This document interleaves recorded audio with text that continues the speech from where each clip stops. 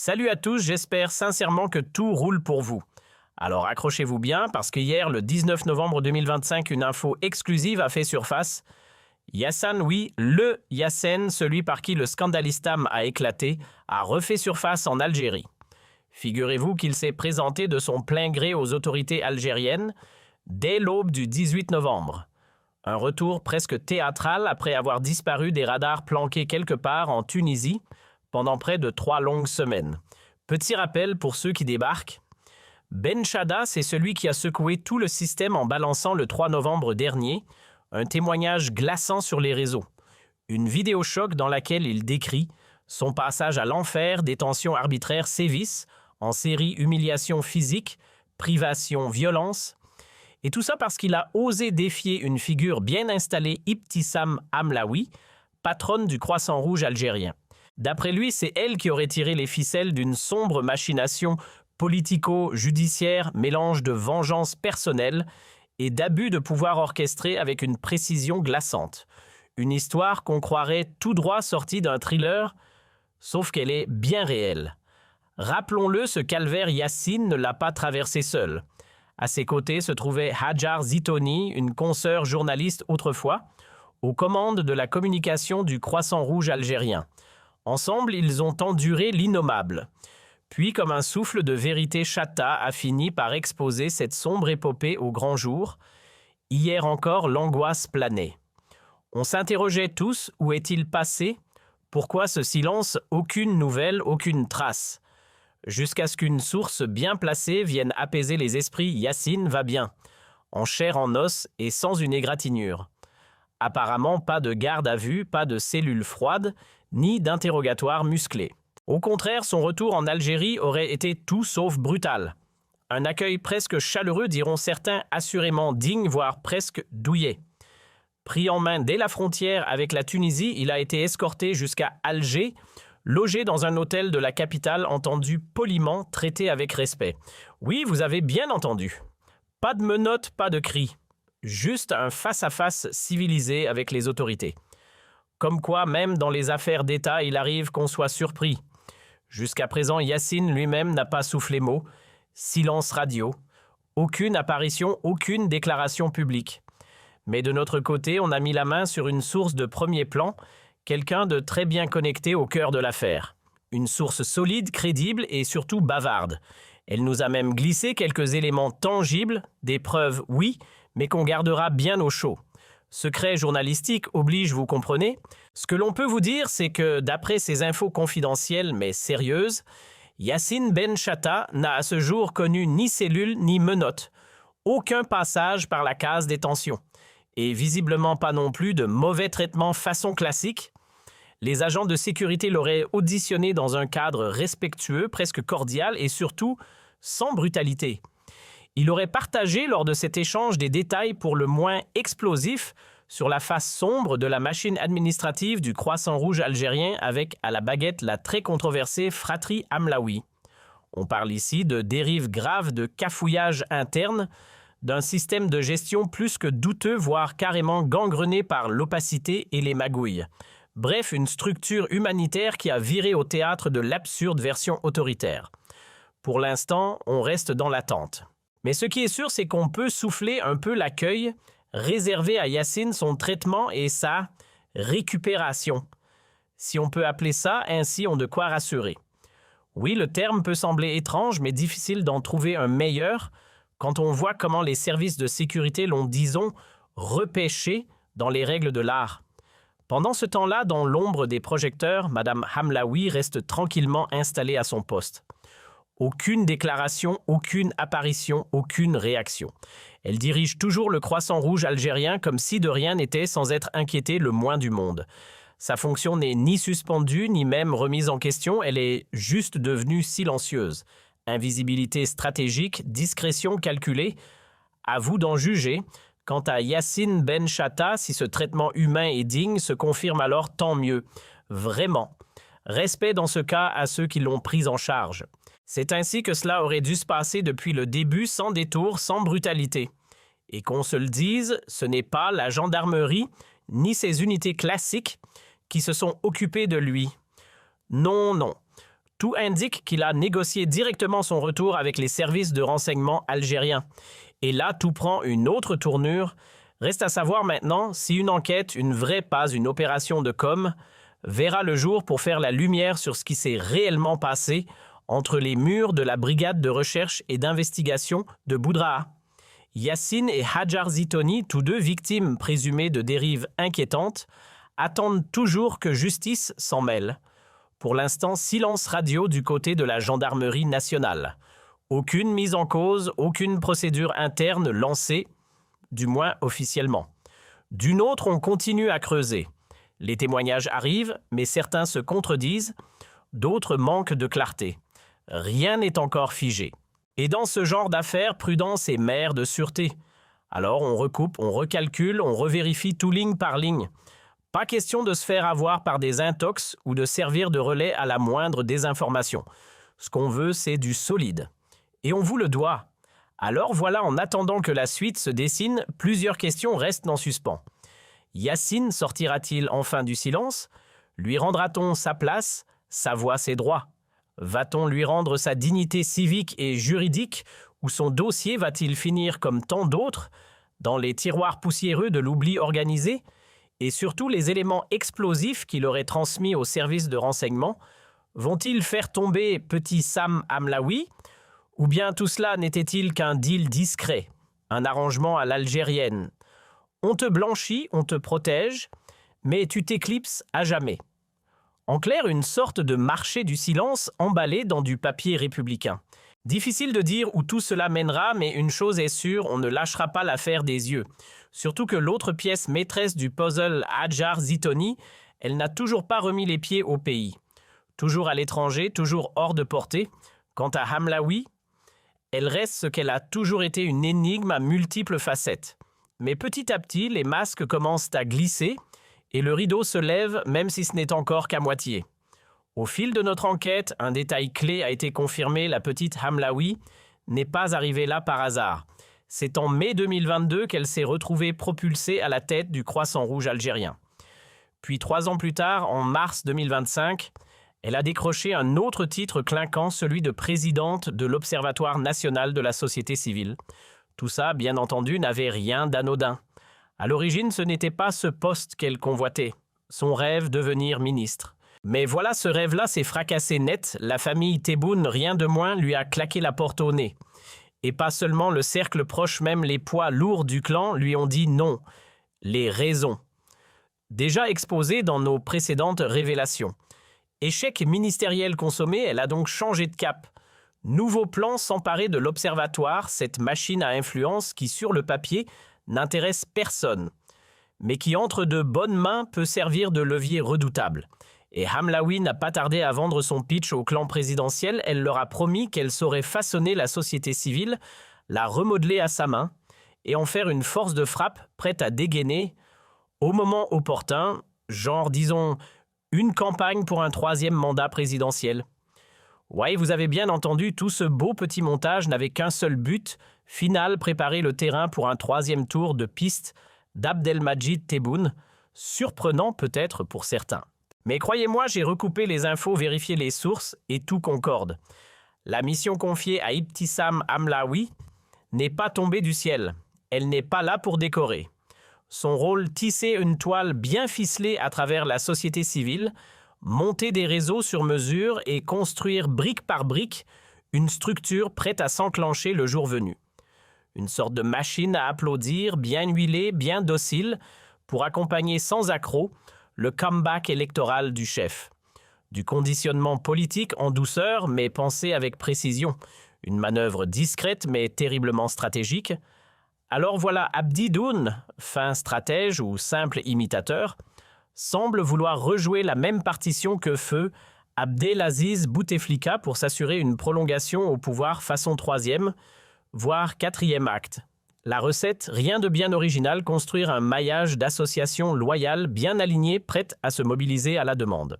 Des structures là, taillées pour organiser des journées de soutien, des rassemblements bien cadrés, des meetings millimétrés, bref, une armée de figurants civils au service du storytelling présidentiel. Pourquoi miser sur les assos? Parce que les partis politiques, eux, c'est terminé. Ils sont en ruine. Depuis le séisme de 2019, merci le Irak, ils n'ont plus ni colonne vertébrale ni crédibilité auprès de la population. Un décor de carton-pâte. Alors pour Abdidoun, le calcul est simple, adieu les appareils usés, bonjour les relais civils bien ficelés. Le tout pour tenter de faire croire à un élan populaire, soigneusement fabriqué en coulisses. Même lui, oui, lui n'y croit plus. Les partis politiques, il les tolère par nécessité, pas par conviction. Impossible pour lui de s'appuyer durablement sur les islamistes de Bina ou ceux du MSP. Même après avoir mis à la porte le très encombrant Abdraz Magre, le malaise persiste. Quant au RND et au FN des carcasses vides des structures fossilisées, de vieilles machines rouillées qui ne font plus illusion. Et les autres formations politiques, ces petites planètes perdues dans une galaxie politique, sans gravité inexistante, sur le terrain sans racines dans le peuple. Elles flottent dans l'espace médiatique mais n'ont aucun ancrage dans la rue. Bref, un paysage partisan aussi désertique que discrédité. C'est donc là que le clan Tebboune a sorti sa carte maîtresse. Objectif, relancer une société civile à sa main, bien formatée, bien contrôlée. Car souvenez-vous, durant le premier mandat de Tebboune, la société civile algérienne n'a pas juste été ignorée, elle a été écrasée, réduite en miettes. Les associations indépendantes rayées de la carte, les RH et les ligues des droits humains et même les collectifs locaux qui avaient un vrai poids régional ou national, tous ont été vidés de leur substance. Leur influence s'est évaporée, leur voix étouffée. Résultat, un vide immense que le régime s'apprête aujourd'hui à combler, mais à sa manière.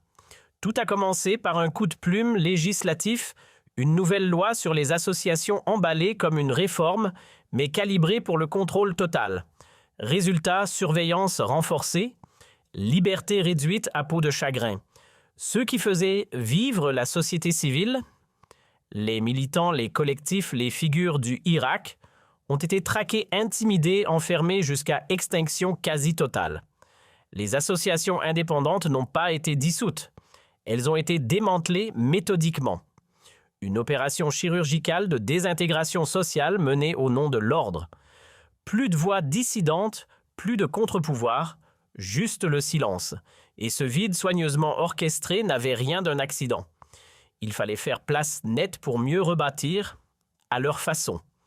L'idée, installer une nouvelle façade, une société civile sur mesure docile, calibrée, loyale.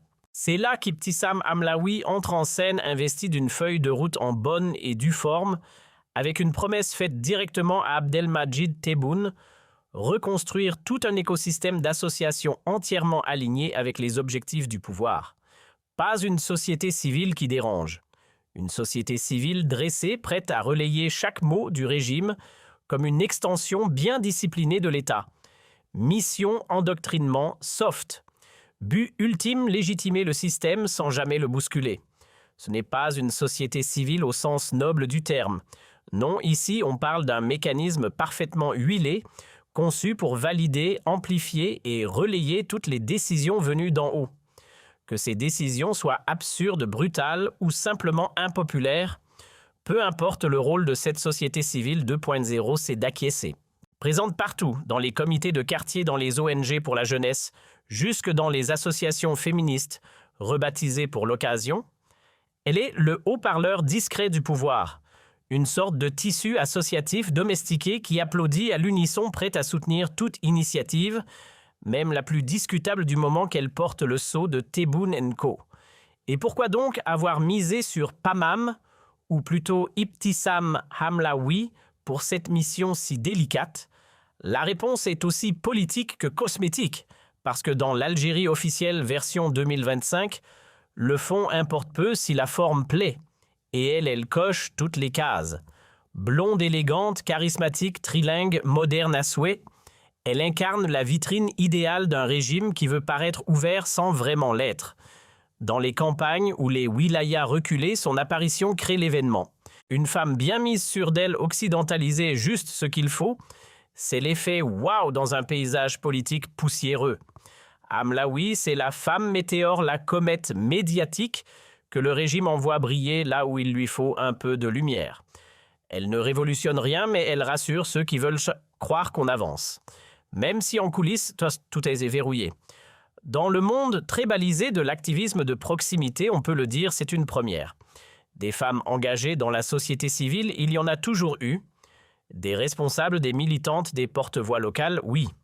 Mais une femme placée à la tête d'un dispositif national avec pour mission d'orchestrer et d'ingénieriser la société civile elle-même, jamais vue. Pourquoi maintenant? Parce que l'Observatoire national de la société civile, fruit de la Constitution de 2020, est une structure flambant neuve. Et dans cette maison toute neuve, il fallait une vitrine, une figure lisse, séduisante, capable de mobiliser sans effrayer, de rassembler sans contester. D'où le choix de petite Hamlaoui, pensée pour charmer les foules, tisser des liens, asseoir une forme d'influence douce et surtout installer un réseau loyal au régime, sous couvert de participation citoyenne. Ce n'est pas un hasard si elle a été choisie. Elle parle l'arabe, le français, elle a été légèrement anti-Irak, farouchement pro-pouvoir depuis l'époque de Gaïd Salah, et a su traverser sans encombre les années Tebboune. Ajoutez à cela un carnet d'adresses bien rempli côté renseignement et une proximité assumée avec Nassar, ex-chef de la DGSI. Vous obtenez un profil idéal pour incarner la diplomatie douce du régime auprès des cercles citoyens. Son rôle, simple, épuré, nettoyer les derniers bastions du Irak, neutraliser les anciens relais militants encore actifs et couper l'herbe sous le pied à toute forme de réorganisation citoyenne autonome. Une vraie opération de désherbage politique menée sous couvert de structuration, et tout cela dans le calme avec le sourire. L'objectif final, installer une société civile bien dressée, parfaitement domestiquée, dont le seul réflexe est d'agir selon les consignes du palais présidentiel. Une sorte de structure servile façonnée pour servir exclusivement les intérêts du régime Tebboune et qui soutient cette vision pratiquement tout l'appareil du pouvoir. Même le général Hassan, oui, celui-là même dont on a déjà évoqué le rôle clé dans les coulisses, est pleinement aligné avec la mission confiée à petite Hamlaoui. Il valide sa feuille de route, l'encourage même. Pourquoi? Parce que pour eux, elle est l'antidote idéal. Car le seul véritable contrepoids au pouvoir actuel, celui qui pourrait encore mobiliser et fédérer, c'est la mouvance islamiste, le Irak éteint, les défenseurs des droits de l'homme fragmentés, les collectifs de chômeurs sporadiques. Tous ces mouvements ont été éphémères, désorganisés, balayés par le temps et la répression. Mais les islamistes, eux, tiennent toujours le terrain. Grâce à un réseau d'associations bien ancrées, œuvres caritatives, religieuses, groupes communautaires affiliés à des partis comme le MSP, cercles étudiants, structures proches du courant conservateur. Bref, un maillage solide, actif, difficile à déloger, et c'est précisément ce champ d'influence que Hamlaoui a été envoyé contenir, voire infiltrer en douceur mais avec détermination. Si le clan Tebboune a misé sur Hamlaoui, ce n'est pas pour son CV associatif, mais parce qu'elle cochait une case stratégique, celle de l'anti-islamisme élégant, présentable, calibré pour incarner une nouvelle génération de société civile expurgée de toute influence islamiste. L'idée était claire, construire un front social loyal, déconnecté des courants religieux qui pourrait à tout moment se transformer en plateforme de soutien pour un rival présidentiel capable de gripper la mécanique bien huilée du régime. Hamlaoui devait jouer le rôle du bouclier préventif au cas où l'islam politique déciderait de revenir dans le jeu par les urnes. Et si elle est apparue comme le choix idéal, c'est aussi parce qu'elle connaît parfaitement la maison d'en face. Peu s'en souviennent, mais en 2019, lors du tumulte du Irak, Hamlaoui était déjà dans l'arène, du côté de la BED, la fameuse bande de novembre. À cette époque, elle faisait partie des relais de l'appareil sécuritaire piloté par Gaïd Salah, téléguidé par Ouassazal, le chef des GS. Elle était littéralement l'un des visages officiels de la tendance novembriste, ce cocktail idéologique étrange, mêlant conservatisme religieux feutré, islamisme politique camouflé et nationalisme musclé version pan-arabe, anti-francophone, farouchement anti-occidental. Le tout au service d'un pouvoir qui se voulait propre, mais préférait les loyaux aux libres. Revenons à 2019. À l'époque, l'enjeu pour le régime n'était pas de répondre au Irak, mais de le fracturer de l'intérieur. Le but, l'empêcher de se structurer politiquement. Comment? en l'étiquetant habilement un mouvement téléguidé par la Kabylie, manipulé par les Kabyles, dirigé par des francophones arrogants et des expatriés algériens vivant en France. En gros, un Irak d'ailleurs non légitime, pas vraiment national. Ce discours n'était pas improvisé, il relevait d'une stratégie bien huilée. Et ceux qui y ont participé savaient exactement ce qu'ils faisaient. Et justement, Hamlaoui cochait toutes les cases, elle connaissait les codes du novembrisme, ce courant nébuleux, mêlant nationalisme rétro et conservatisme politique. Elle en parlait la langue, elle en partageait les réseaux. Elle avait même flirté avec les islamistes, preuve d'un instinct de survie politique plutôt affûté. Pour le clan Tebboune, c'était limpide, elle était l'outil idéal. Une femme à la fois introduite dans les cercles sécuritaires, rompue au discours identitaire, connectée à divers courants idéologiques. Bref, le profil parfait pour mener à bien une mission aussi sensible, fabriquer une société civile made in régime, prête à servir de rempart politique si un jour les fondations du pouvoir venaient à trembler. Il ne s'agissait pas seulement de recréer une société civile, mais de la rendre disponible à la demande comme un décor de théâtre bien rangé. En cas de besoin, et le besoin pourrait vite se faire sentir, cette société civile nouvelle génération serait mobilisable à volonté pour orchestrer une belle symphonie d'adhésion populaire à un troisième mandat. Oui, vous avez bien compris, si l'idée germe chez Tebboune de s'accrocher au fauteuil, pour un tour de plus, il faudra bien qu'il y ait sur le terrain des associations spontanées qui l'implorent de rester. Et pour que ce soit crédible, ces voix devront scander en chœur que tout va pour le mieux, stabilité, continuité, progrès, même si la réalité chante une toute autre mélodie. Appuyer un troisième mandat uniquement avec les partis politiques mission suicide. Le peuple n'y croit plus. Alors pour donner un peu de fraîcheur à l'opération, il faut une façade des mouvements citoyens indépendants des collectifs engagés des ONG maisons. L'idée, c'est que ce ne soit pas le régime qui réclame le troisième mandat, mais que ce soit la société elle-même, du moins en apparence, qui en formule le vœu. Et si tout se passe comme prévu dans 2 ou 3 ans, cette jolie mise en scène pourrait bien servir à relancer le président dans la course, avec l'argument imparable « c'est le peuple qui me le demande ». Voilà le vrai nœud de l'affaire. Ce n'est ni ses compétences, ni son expérience, ni même sa loyauté aveugle qui lui valent cette pluie de privilèges. Non, ce qui la maintient à flot, c'est son utilité stratégique. Petite Hamlaoui n'est pas qu'un pion, elle est aux yeux du régime un rempart vivant contre l'islamisme.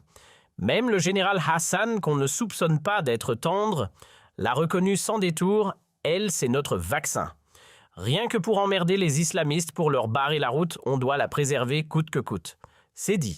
Et ce n'est pas le seul à penser ainsi. Nassar Jang, à son époque, avait déjà misé sur elle. Un consensus militaire autour d'une influenceuse politique rare, mais réelle. Et voilà pourquoi, à ceux qui rêvent d'un renversement rapide, prenez un siège, ça risque de durer. Hamlaoui est là pour rester.